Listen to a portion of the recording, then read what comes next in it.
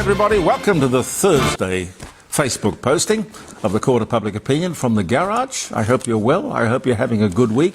Don't forget, tomorrow, live streaming from around the dining room table, jeremycordeaux.com. Do tune in and ring in if you would like to.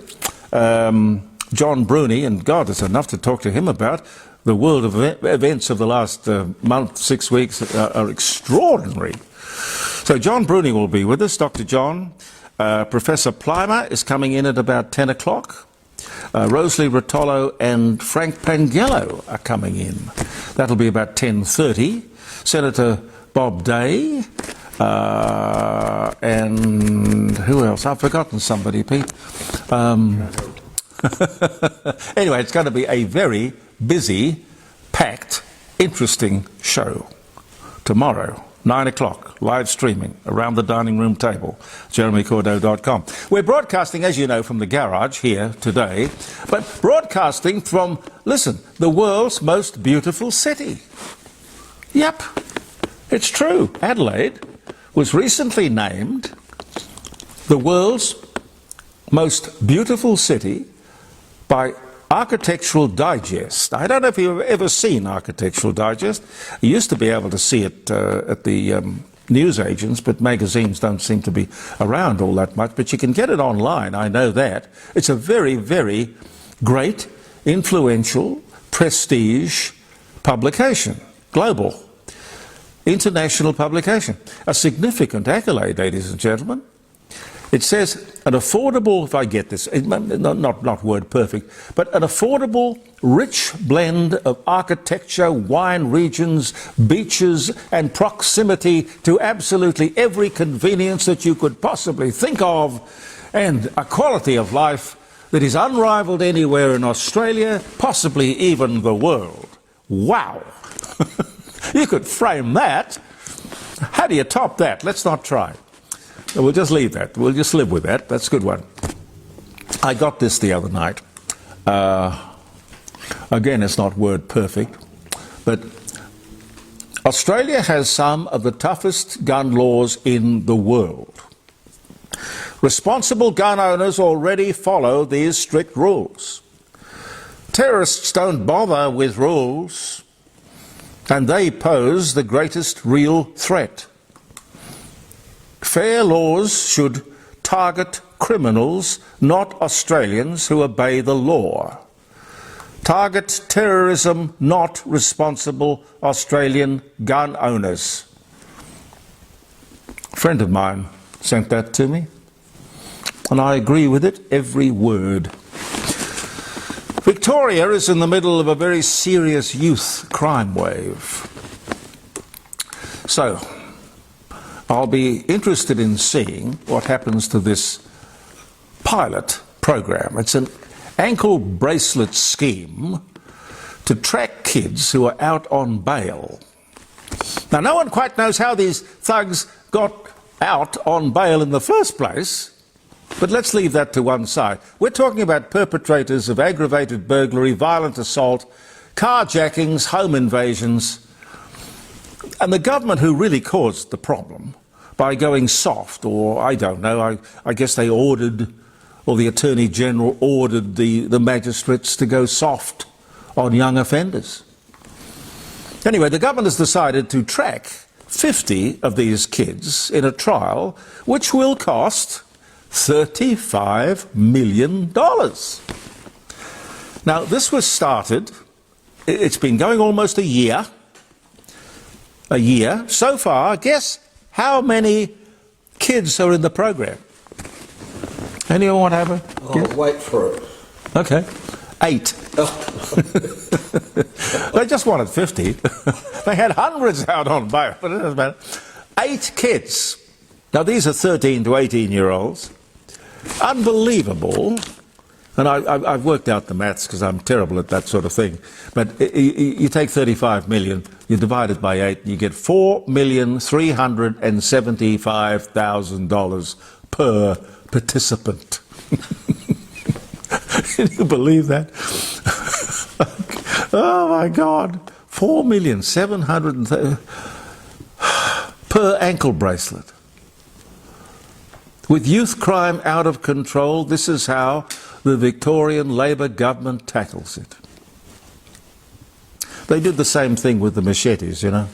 It cost something like $700,000 for every machete that they actually had surrendered to them, which were probably surrendered by gardeners. I don't think the Crims would come in and hand them over. Everywhere you look, you know, ladies and gentlemen, there is a climate organisation of one kind or another. No shortage of publicly funded climate experts.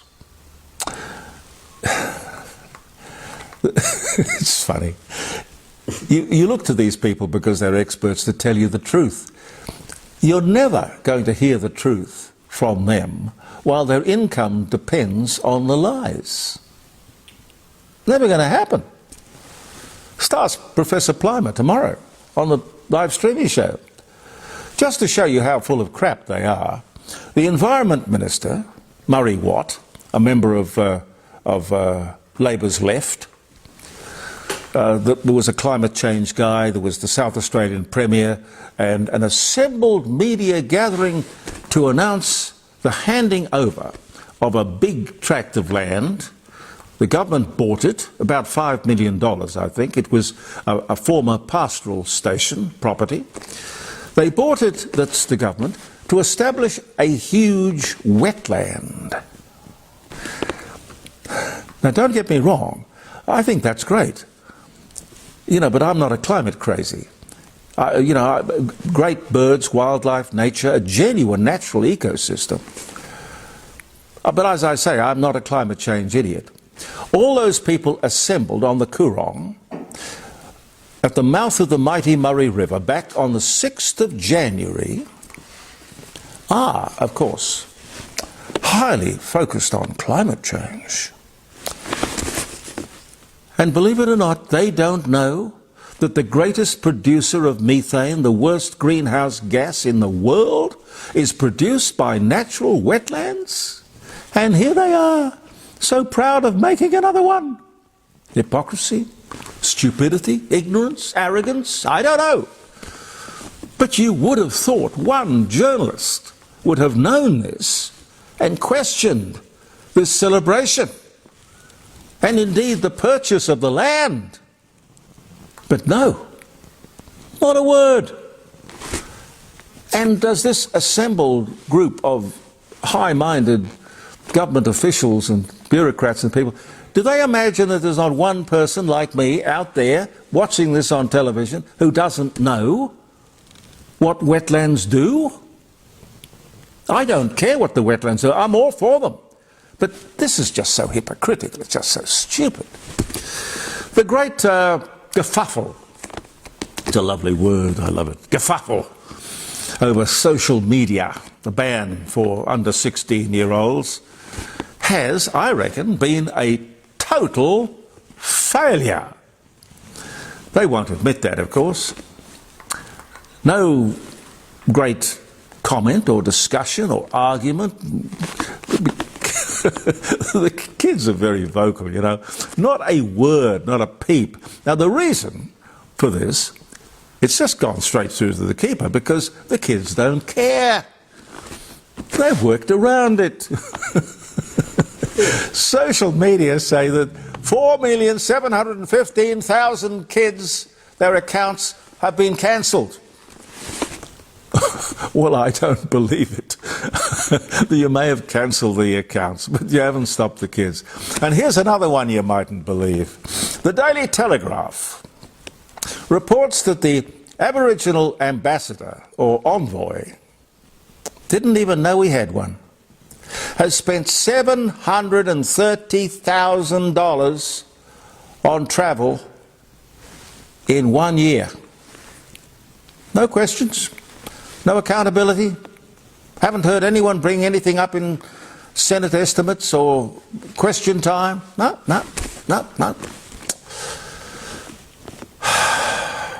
That's, of course, 750. That's on top of his hefty salary, of course, as well. $350,000 on airfares and accommodation. It wasn't just him. He had an entourage. He used to go, or still does, I imagine, go around with him. Why? Who is going to stop this nonsense? I think Pauline Hanson might. Why do we need a First Nations ambassador? We are one nation. We're not, it's beyond belief, isn't it? Roaming the world, first class, doing what? With whom? And why? And on what authority?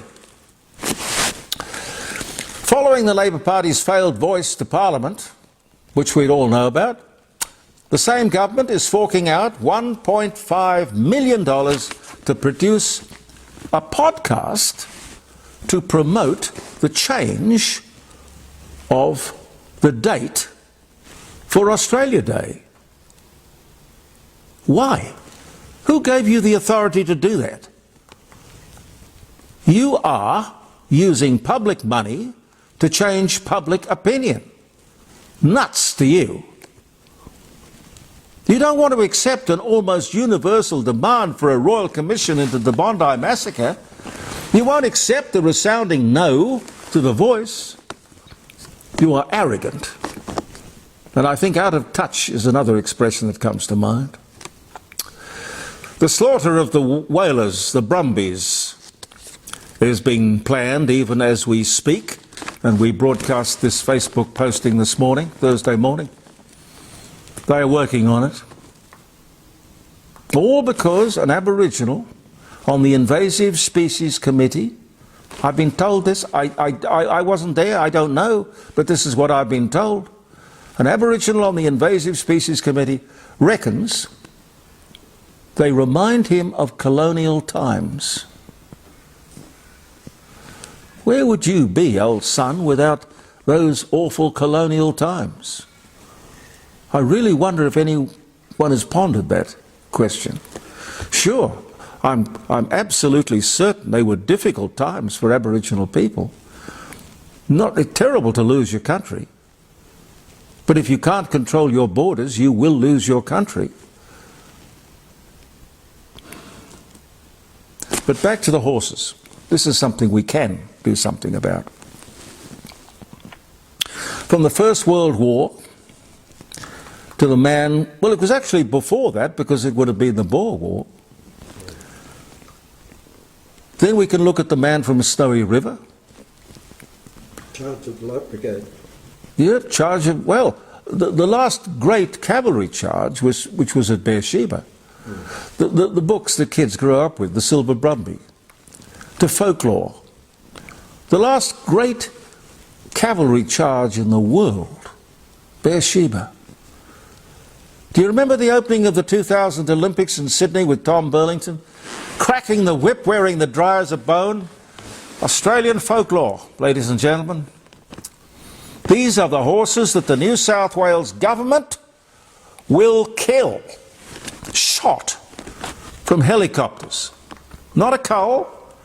What these idiots, these zealots, see as the final solution. The horses, apart from reminding some fellow that we had a colonial past, might tramp on a daisy or two. The extermination of wild horses of the Kosciuszko National Park would be an international outrage, a total disgrace. I urge you to do whatever you can in your own way to help me stop this. Talk to your Member of Parliament, state or federal. Talk to the Animal Welfare League, the Royal Society for the Protection of Animals, the RSPCA. There are many organisations whose job it is to stop this kind of thing. We have to be motivated and informed and tell them that we aren't going to wear it. They should, these animal welfare organisations should be leading the charge, not some guy in Adelaide in his garage talking to you in the court of public opinion, but I will do what I can. I really will. I hope you can help. Let me... Jeremy. Yeah. A word about koalas. The Boffins in New South Wales now are saying they're being overrun by koalas. Oh, really? Yeah. We're being overrun by koalas. The Adelaide Hills apparently. Yep, yes, I saw that, and they want to cull them or to. I said that all of this we saw with Kangaroo Island, where they had these stupid people who were saying things like, "Oh well, they're chlamydia free, they're a wonderful branch of the koala world, but we have to kill them to save them." Well, as we sit Insane. here, we're in the Mount Lofty Ranges. Yes, and we have koalas. Pete's got several koala friends. Yeah, we'll talk about that next week. It's worthy of it. January the 22nd today, ladies and gentlemen. Happy birthday, happy wedding anniversary. 2018 on this day, Netflix becomes the largest digital media and entertainment company in the world, worth $100 billion. Wow. Netflix. I don't have Netflix. Do you have Netflix? Yeah. Do you have Netflix? No. I don't either. I'm not going to go and pay for it. No subscriptions. Don't like that. Queen Victoria, Queen of the United Kingdom and Ireland, 1837 to 1901, dies at the age of 81 on this day in 1901. British and Australian troops captured Trabuc from the Italians on this day in 1941, giving life and giving birth to the Rats of Tobruk, another amazing piece of Australian military legend. Buddy Holly, we talked about him on Tuesday. Buddy Holly makes his last recording in his New York apartment, alone with an acoustic guitar. He tapes 5 songs, including Peggy Sue, Crying, Waiting and Hoping, which were all embellished, overdubbed and released posthumously by Coral Records. I remember Coral Records. 1959 was the year. The first commercial Boeing 747 flight, which was a Pan Am worldwide or World Airways flight from New York to London in 6.5 hours, this day in 1970. And the 747 is an amazing airplane, still flying, mostly cargo these days. Telly Savalas, American actor, Kojak on Her Majesty's Secret Service. He's a singer too, he did a few records. He dies of prostate cancer at 72 on this day in 1994. Sir Isaac Isaacs, sworn in as the first Australian-born Governor-General, 1931. John Hurt, English actor, The Elephant Man, Alien, Midnight Express. God, that was a shocking movie. Oh, when I say shocking, it was horrific. You wouldn't want to go to Turkey after you'd seen Midnight Express. It was in Doctor Who as well. Anyway, John Hurt died 2017, but he was born this day in 1940. Spain cedes the Falkland Islands to Britain, 1771. Ukraine is proclaimed a free republic, but a German puppet, back in 1918. 1336, going back a while, Louis III, the last Earl of Loon.